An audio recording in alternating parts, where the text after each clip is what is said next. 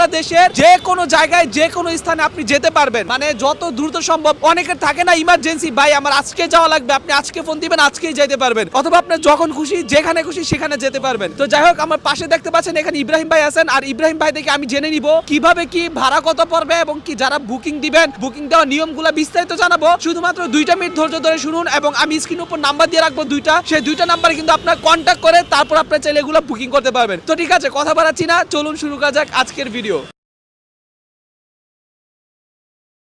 তো ঠিক আছে বন্ধুরা, আমার শুরুতে এখানে আমি একটা বড় গাড়ি দেখতে পাচ্ছি। আসলে বড় গাড়ির ডিমান্ড কিন্তু অনেক বেশি, অনেকেই চান যে একসাথে পুরো বাসা চেঞ্জ করে নিয়ে যাবেন, অথবা অনেক মাল সাবানা থাকে যেগুলো আপনারা একেবারে এক গাড়িতে সেফটি, মানে খুব ভালো সেফটি দিয়ে তারপর নিয়ে যাবেন, তারা কিন্তু বড় গাড়িগুলো চুজ করেন। আচ্ছা ইব্রাহিম ভাই, এই যে বড় গাড়িটা দেখতে পাচ্ছি, এটা কত ফিটের গাড়ি? এটা 12 ফিটের গাড়ি। 12 ফিটের গাড়ি। এর চাইতে বড় গাড়ি কি হবে আপনাদের কাছে? জি জি জি আছে, 12 ফিট আছে, 14 ফিট আছে, 16 ফিট আছে, 20 ফিট আছে।